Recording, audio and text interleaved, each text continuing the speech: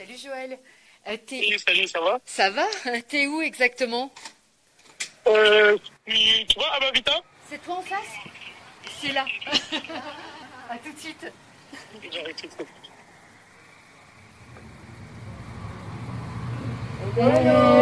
Salut. Ça va? Enchantée. Non, t'inquiète pas. Bah, bienvenue. Bienvenue, ouais.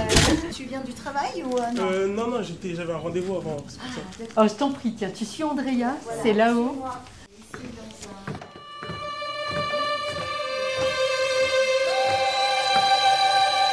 Le fil. On y va. Alors, Joël, merci beaucoup d'être là avec Karine et moi. Et moi, j'aimerais tout d'abord te demander qui tu es vraiment. Comment tu te présenterais? Alors déjà, merci beaucoup de m'avoir reçu sur le plateau. Et pour définir qui je suis vraiment, je dirais que je suis un jeune garçon de 20 ans qui a pour passion le basket, différents types de musique, qui a la passion aussi l'informatique et qui est quelqu'un de polyvalent aussi, qui aime bien toucher à tout, etc., qui aime bien être au service des gens, aider les gens, etc. Et je pense que c'est pas mal déjà. Et tu peux nous parler un peu de ta situation familiale? On est 4 en tout, donc frères et sœurs. Bon, j'ai des demi-frères, demi-sœurs. Il y en a une que je connais et qu'on a passé des moments ensemble, etc. Un autre, du coup, que j'ai jamais vu malheureusement, mais à qui j'ai déjà parlé, qu'on s'est déjà appelé, envoyé des messages. Et pourquoi pas un jour aller le voir, parce que moi je suis congolais et guinéen. Du coup, ça veut dire qu'il est en Guinée actuellement, du côté de mon père, Guinée.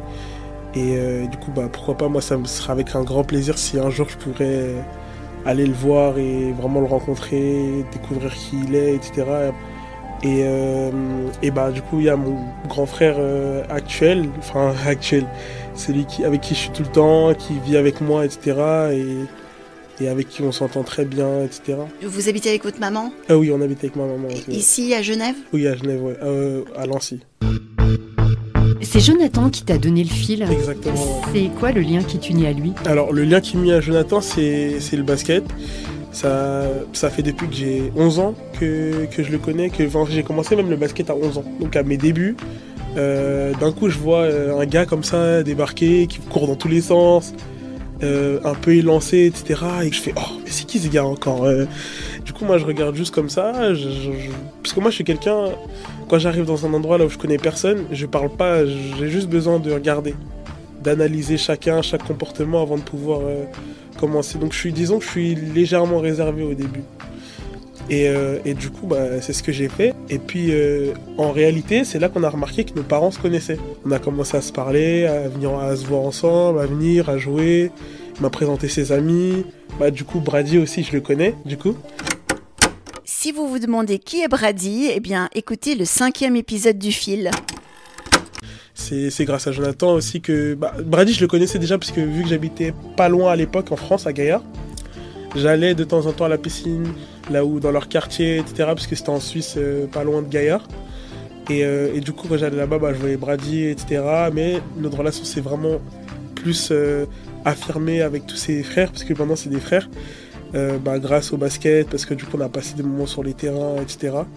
Et pour revenir à Jonathan, du coup on a commencé comme ça. Et on s'est aussi retrouvés à l'internat, nous deux. Ah, tu étais à l'internat Exactement. Avec lui. Donc lui, il était là pendant 4 ans, si je me trompe pas. Moi, j'étais là-bas pendant 2 ans. Donc je suis arrivé les 2 dernières années. Donc là, notre relation s'est encore plus développée, etc. Et depuis, maintenant, c'est vraiment mon frère. Je sais que si j'ai un souci, je peux compter sur lui, si j'ai besoin de lui parler. Même des fois, je lui dis rien. Lui-même va me motiver, va m'envoyer des trucs pour me motiver dans mes quêtes personnelles, etc. Et voilà.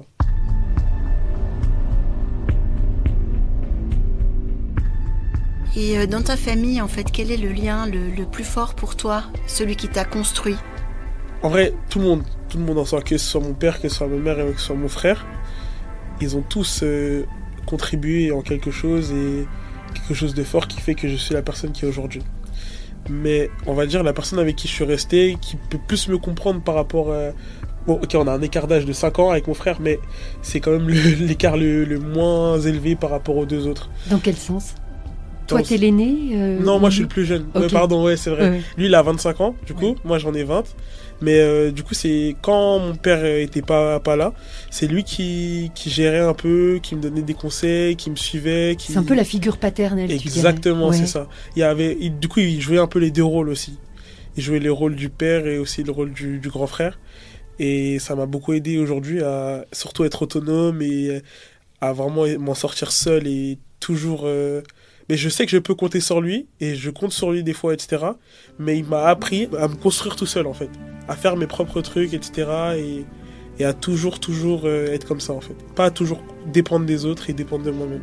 Parce que ton père était parti à un moment donné, en fait. Faut savoir que mon père, quand ils sont séparés avec ma mère, après mon père, il était un peu malade, on va dire. Et du coup, ça veut dire que du coup, on se voyait, mais il pouvait plus assurer ce rôle-là complètement comme d'habitude, comme au début. Du coup, ça veut dire que c'est mon frère qui a pris ce rôle-là avec ma mère, du coup, de vraiment m'aider à me construire. Ça n'a pas été facile, mais du coup, moi, j'en suis reconnaissant aujourd'hui et ça a bien marché parce qu'aujourd'hui, je suis autonome, j'arrive à créer des trucs, à me construire un peu, on va dire, seul. C'est pas encore le Graal, mais j'évolue petit à petit et un jour, ça donnera forcément quelque chose. T'avais quel âge à cette période-là ? 14, 15, un truc comme ça. Donc c'est vraiment... c'est vraiment... période c'est ça. charnière, quoi. Ouais, c'est une période importante, l'adolescence. C'est ça. Et du coup, c'est aussi une des raisons pour laquelle je suis allé aussi à l'internat, là où j'évitais tout ce qu'il y avait un peu comme soucis dans ma ville, etc. À l'internat, j'étais un peu loin, je peux me concentrer sur l'école. Et du coup, ça fait que j'ai vraiment pu me concentrer sur l'école et avoir des meilleures notes que j'avais dans mon ancienne école avant, quoi. Et du coup, ça a été on va dire, une bonne décision de ma mère de me mettre là-bas à ce moment-là, ouais.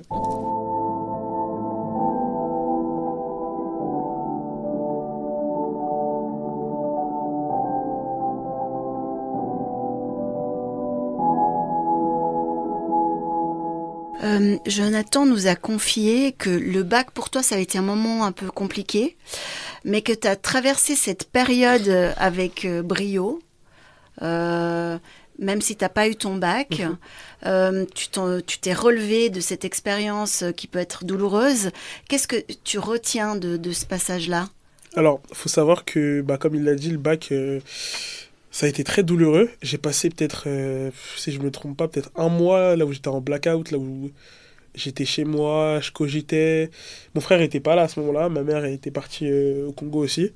Et des fils que ma mère lui dire que je l'avais pas eu, déjà je n'osais pas.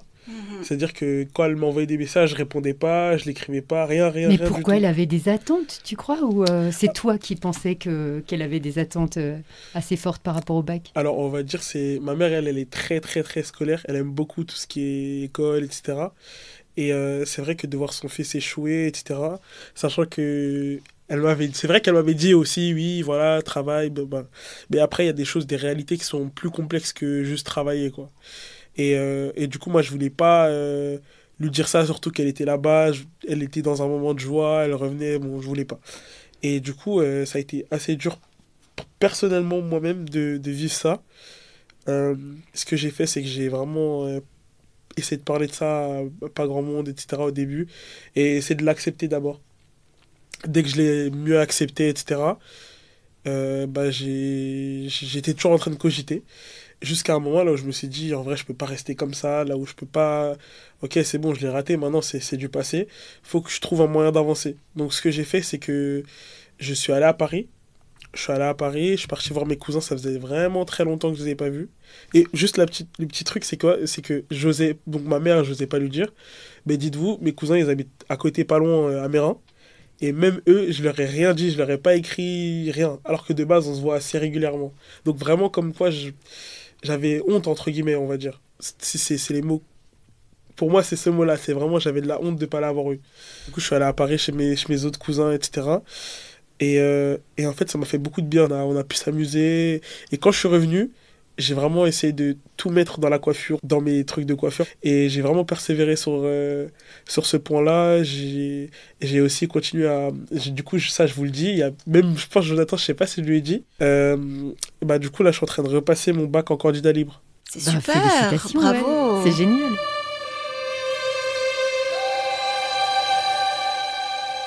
Et comment la coiffure s'est invitée dans ta vie? Tu nous en parles là Au début, en vrai, hein, c'est bête, hein, j'en avais juste marre de payer. Parce que j'avais pas forcément les moyens. Je suis à l'école, à chaque fois je dois faire mes contours, je vais être beau, frais, mais... J'adore, je vais être beau, frais, mais... mais j'avais pas l'argent, etc. C'est vrai que les contours ne font pas tout, etc. Le dégradé aussi, mais c'est quand même quelque chose. Et je pense que aussi dans la culture congolaise, on aime beaucoup vraiment ce truc-là d'avoir ses contours bien soignés assez régulièrement, etc. Et du coup, mais pardon, les contours, c'est quoi? Explique-nous ce que c'est les contours là. Non, alors en fait, je parle des contours sur les cheveux, en fait, si vous voulez. Bah, en gros, il y a genre une ligne qui est tracée, qui suit un peu notre ligne naturelle, mais tracée avec une tondeuse. Front, voilà, au-dessus du front, exactement. Ouais. Ouais.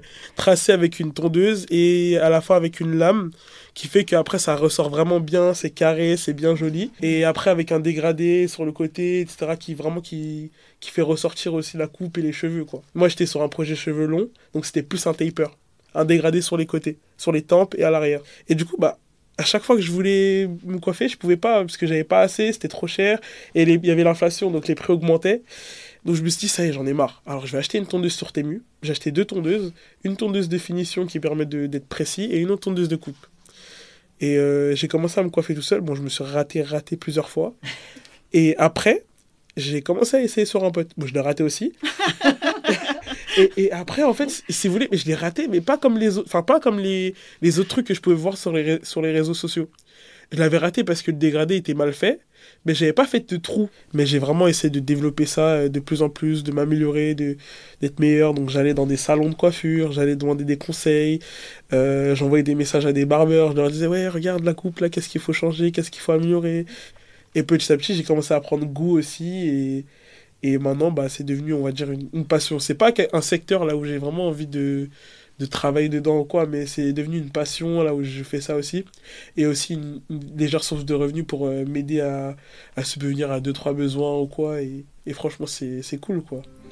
Est-ce que la coiffure t'aide à créer des liens? C'est vrai aussi, c'est vrai que ça me permet de sociabiliser, d'évoluer aussi, parce que bah, dans la coiffure, je vois différentes personnes dans la journée, etc. Et je vois, par exemple, je vois des gens, ils me racontent leur histoire, leurs trucs. Et du coup, c'est comme ça, des fois, ils me disent, ah ouais, enfin, vraiment, genre, une fois, je suis parti manger avec des clients, par exemple. Limite, j'aime bien dire que la coiffure, c'est aussi comme un deuxième psy, on va dire. C'est vraiment, les gens, ils se confient à toi. Je suis vraiment un peu comme un conseiller, en fait. Et puis, eux aussi peuvent me conseiller sur des trucs que je vais leur raconter éventuellement. Et en gros, ça, c'est la règle d'or. Tout ce qui se dit chez le coiffeur reste chez le coiffeur. Tout ce qui se dit, tout ce qui se passe à Las Vegas reste à Las Vegas. Tout ce qui se dit chez le coiffeur reste chez le coiffeur. Ok. Ça, c'est pas mal.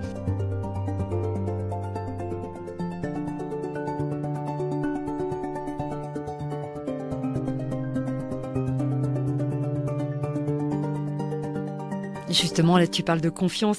Quelle place tiennent tes amis dans ton entourage et dans ta vie? Moi, j'ai pas beaucoup d'amis. J'ai surtout des frères. Et je sais que ça fait écho à la phrase, mais c'est vraiment, je vous promets que c'est vraiment vrai. Parce que, dans le sens que, ok, Jonathan, il l'a dit, mais en fait, cette phrase-là, je l'ai depuis, même avant qu'il le dise, en fait. Je veux dire, c'est peut-être parce qu'on a grandi ensemble aussi que, entre guillemets, qu'on a le même mindset, en fait, aussi, sur certaines choses. C'est que, bah, pour moi, là, actuellement, c'est une famille, c'est devenu une famille. Genre, j'ai Jonathan, j'ai d'autres amis que peut-être vous rencontrez un jour, j'espère. Mais franchement, ils ont une grande place. On est tout le temps ensemble. Surtout, j'ai mes cousins aussi. Mais mes cousins, c'est pareil, c'est comme des frères aussi. C'est plus des cousins, c'est des frères. Ça rentre tout dans la même case. Et voilà, on traîne souvent ensemble, etc. Et voilà, j'en ai pas énormément. J'en ai pas 15, 20, mais j'en ai genre 5, 6, 7, avec qui on est tout le temps ensemble, on se parle tout le temps, etc. Est-ce que, à contrario, à un moment donné, il y a des liens qui sont brisés dans ta vie? Et qu'est-ce que tu as ressenti à ce moment-là? Comment tu as passé tout ça? Alors oui, tout à fait. Il y a des gens que je pensais qui étaient mes amis, et en réalité qui ne l'étaient pas vraiment, et qui me considéraient, qui accordaient pas la même place que moi je leur accordais. Et du coup, c'est vrai que ça m'a fait très mal. Et du coup, à partir de là, ça m'a fait réfléchir au fait que je mets toujours un écart quand je parle à quelqu'un. Dans le sens que je vais parler avec cette personne-là, mais dans ma tête, je me dis, un jour, si tu pars, je suis prêt. Dans le sens que je vais toujours être prêt à ce que la personne parte. Parce que j'arrive plus à garder cet attachement pour éviter que ça me fasse autant mal qu'avant, en fait.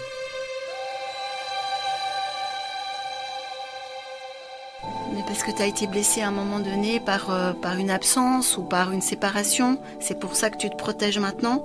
Est-ce qu'il y a eu à un moment donné quelque chose qui t'a profondément blessé pour que tu te protèges de cette façon maintenant? Oui, aussi le fait que, par exemple, quand les deux parents se séparent, ça crée aussi des différentes choses, différentes réactions. Et oui, je pense que ça en fait partie aussi. Mais aussi d'un côté, c'est pas si mal parce que ça évite. En fait, ça m'a fait grandir vite. Et j'ai pris de la maturité grâce à ça aussi, assez rapidement, grâce à ces différentes choses qui me sont arrivées aussi, du coup. Moi, j'aimerais te demander, c'est quoi pour toi la définition d'être en lien avec les gens? Alors, être en lien avec les gens, pour moi, c'est... Généralement, on dit que le lien du sang. On parle souvent du lien du sang, de la fraternité, etc. Moi, je pense que la chose la plus importante, c'est la relation entre deux personnes et la loyauté que cette personne a pour nous, dans le sens que comme je vous ai dit, j'ai des frères avec qui je m'entends très bien et avec qui on est tout le temps ensemble, etc. Et limite, c'est ma famille maintenant, c'est devenu ma famille. Et pour moi, ce qui fait ça, c'est aussi la durée, le temps, et la façon dont notre relation est aussi. Parce qu'en fait, il peut y avoir des gens avec qui je vais super bien m'entendre et je vais me dire, non, lui, je sais que c'est quelqu'un de loyal. Et je pense que la loyauté, ça joue en grande partie à la création de ce lien et aussi affirmer ce lien, parce que plus cette personne-là est loyale, plus on peut lui faire confiance, plus on va se dire que cette personne, elle va avancer dans notre estime petit à petit, et voilà.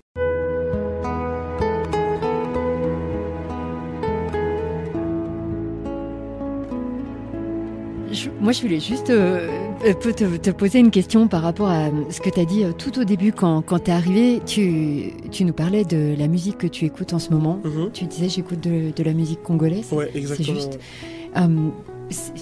Est-ce que tu peux nous parler de ce lien-là avec le Congo? Alors, ces derniers temps, c'est vrai que j'écoute beaucoup de musique congolaise. Alors, parce que déjà, j'ai recommencé à aller à l'église depuis pas longtemps. Et en fait, quand j'ai réécouté en fait la musique et le son, etc., et je me suis dit, mais en fait, c'est incroyable, on a trop de talent dans notre pays. Et à la base, j'écoutais aussi, mais pas autant que maintenant. Et en fait, c'est pour moi comme une façon de vraiment me rapprocher de mon pays, parce que j'ai jamais eu l'occasion d'aller dans mon pays. Et du coup, ça me fait vraiment plaisir quand j'écoute ça, ça me met dans un état. Et voilà, quoi. Quand j'écoute de la musique, ça me met... Déjà, moi, à la base, la musique, c'est un moyen de sortir de tout ce qui est soucis, problèmes, etc. Ça me fait oublier, et puis ça m'ambiance aussi. Donc, c'est un double... C'est comme un... Ouais, c'est quelque chose de très fort et je sais pas, qui m'accompagne, qui m'aide quand ça va pas. C'est comme le basket aussi, quand ça va pas, je sais que je vais aller jouer et je vais tout oublier en fait. Mais je sais pas, je pourrais faire un parallèle avec quoi, mais en tout cas, c'est quelque chose qui m'aide quand ça va pas, quoi. C'est un soutien. C'est un vrai soutien, ouais. Par rapport à l'église, tu parlais aussi que tu retournes à l'église. Ouais. Ouais. Du coup, le fait que je retourne à l'église, du coup, ça m'a... C'est là que je me suis rendu compte qu'en fait, j'avais ce besoin-là de me rapprocher de mes proches, de ma culture aussi, etc. Parce que aussi, cet été, c'est vrai que j'ai perdu un ami aussi. Et du coup, c'est là que je me suis dit, il faut vraiment profiter de ses proches, etc. Et du coup, le fait d'écouter aussi de la musique, je pense que, inconsciemment, hein, c'est aussi maintenant, en vous en parlant, que je me rends compte de certaines choses, que le fait d'écouter de la musique, d'écouter attentivement les instruments, c'est comme si j'étais connecté à là-bas, en fait, d'une certaine manière. À tes racines. Ouais, exactement. Ouais, ça me fait penser un peu à Coraline, finalement, avec ce lien à la terre, qui est très important. Et si vous voulez savoir qui est Coraline, eh bien allez écouter le premier épisode du Fil. Toi, j'ai l'impression que tu as aussi besoin de ce lien avec le pays de tes parents. C'est ça, tout à fait. Et puis après, bon, faut pas se mentir, la musique congolaise, enfin je veux dire, ils ont des très très bons musiciens et voilà, ça fait du bien à écouter. C'est les meilleurs. Je voulais rester humble. Et voilà, c'est sur ce sourire que se termine cet épisode du Fil avec Joël, et c'est aussi sur ce sourire que se termine la saison du Fil. Ce qui est joli, c'est qu'on termine avec Joël et son lien à ses terres et ses racines, et le Fil a commencé avec Coraline et son lien à la terre. Le Fil sans racines et ne revient pas à la même personne, mais à sa source. Oui, c'est exactement ça. Est-ce qu'il y aura une saison 2 ? Eh ben, on ne sait pas, Karine. Ça dépend si on trouve des sponsors ou un autre moyen de financement. Si je peux dire un petit mot, oui. Pour moi, c'est incroyable d'écouter des gens, écouter leur parcours, écouter leurs soucis aussi, mais ça peut inspirer beaucoup de gens et c'est une bonne chose que l'émission elle continue, je pense. Hein. Après, c'est par rapport à comment vous pouvez faire, etc. Mais pour moi, c'est un très bon moyen d'aider des gens, que les gens évoluent, etc. Que l'émission elle continue. Merci beaucoup. Merci beaucoup, Joël. Ça nous touche énormément. Le Fil pour sa première saison a fait une route merveilleuse et très riche humainement. On a rencontré 7 personnes magnifiques qui se sont passées tour à tour le Fil. On a rencontré autant de spécialistes dans les petits pas de côté qui ont pour nous décortiqué différents aspects des liens comme les liens spirituels, les liens transgénérationnels, la communication animale. Bref, là aussi c'était extrêmement riche. Et on vous remercie du fond du cœur, chers auditoristes, car sans vous le Fil n'existerait pas. Si vous avez envie de nous aider pour que le Fil continue, eh bien contactez-nous. Car qui sait, le Fil passera peut-être par vous.